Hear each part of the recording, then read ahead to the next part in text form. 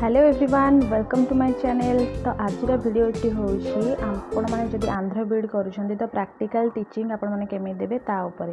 तो फास्ट आपन को एक्सटर्नल और इंटरनल रिकॉर्ड जो थिबो सेटा को लिखिबा को पड़िबो। देन चार्ट पेपर प्रिपरेशन करिया को पड़िबो। जहाँ भी तुमको सब्जेक्ट दिया हिथिबो तारि ऊपर चार्ट पेपर प्रिपरेशन करिवो। जेमिति कि मोर थिला वैक्सीन इंक्रीजिंग सॉइल फर्टिलिटी जेहेतु मोर साइंस। देन तुम मैंने रेडी हो तुम यूनिफॉर्म जहाँ थी ताको पिंधिकी तापर तुम मैंने सेंटर ठीक जीव। सेंटर ठीक गलापर जहाँ भी तुम टीएलएम रखी सब सांगे नहीं जीव। तापर प्रोसीजर हूँ तुम तुम चार्ट बोर्ड को ब्लैक बोर्ड चिपकेब। देन इंट्रोड्यूस कर निजको तापर तुम जो टॉपिक दिखाई ता विषय बुझेबा स्टार्ट कर। टीचिंग बेले सबुठू इम्पोर्टेंट हूँ कॉन्फिडेंट।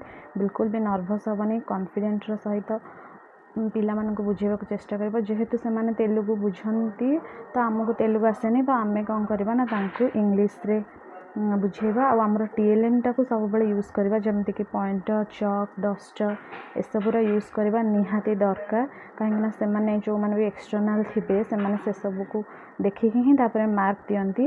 देन तुम हूँ छुआ सहित इंटराक्ट कर से ना पचार तापर स्पोर्ट्स विषय बा अलग किसी भी इंटरेस्टिंग टॉपिक थिबो ता ऊपर क्वेश्चन करिवो कथबार्ता हम ताहल जाकि से जो भी एक्सटर्नल थिबे से गोटे भल इम्पैक्ट पड़ो। तो तुम मार्क जो थी सेटा भी भल आसो। टीचिंग मोस्ट इम्पोर्टेंट पार्ट हूँ से जो चार्ट बोर्ड आम प्रिपेयर करवा आपंकर जो भी टॉपिक दिखाई से टॉपिक अनुसार आप बनइबे। किंतु तादेह भल से चित्र करी मेन मेन पॉइंट जी थी इनक्लूड करेंगे। कहीं टीचिंग आम भी जो देलु 15 to 20 मिनिट्स क्लास किंतु 45 मिनिट थाए कि 15 to 20 मिनिट्स ही आपने पढ़ेबे। तेणु सबू तो कभर करहबनी अल्प अल्प पॉइंट कभर करके टीचिंग दवापाई आप चेष्टा करेंगे।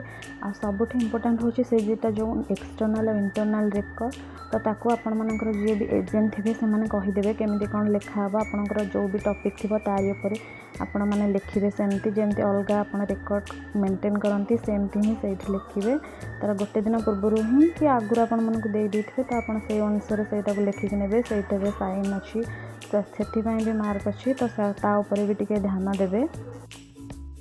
आ टीचिंग बिल्कुल भी नर्भस हबार ना कि जमी आम नॉर्मली स्पोकन इंग्लिश रे कथा हो सेमती नॉर्मल इंग्लिश रे कथा हाँ कि आपन से कई कहबेन जे फ्रेंच कि एमती इटालियन भाषा रे कथा हो तो नॉर्मल इंग्लिश रे आपण मैंने सब बुझेबे। से पिला बुझंती इंग्लिश जे किंतु अल्प अल्प आपण मानक से अनुसार नॉर्मल इंग्लिश रे बुझेबा को पड़े। तो तेलुगु जेहेतु प्रिफरेंस अधिक दियंती से इंग्लिश को दियंतीनी तो आमे मैंने तो पढ़ेबा ना इंग्लिश रे पढ़ेदेबा।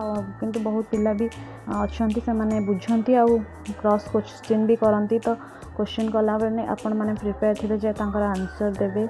आ जो माने भी एक्सटर्नल थे से माने भी क्वेश्चन करि तो तांको भी आपण माने आंसर देबा पई रेडी रहिथिबे।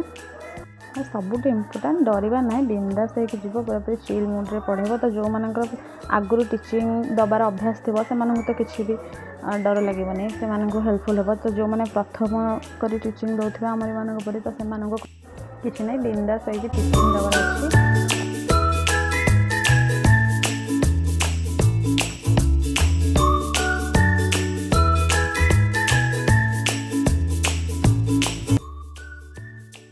एंड एटा थिला आपण मानक टीचिंग विषय में बुझापी मोर गोटे छोट प्रयास। आशा करुँची आपंपाई ए भिडियोटी हेल्पफुल हो। तो thanks for watching my video and please do subscribe to my channel.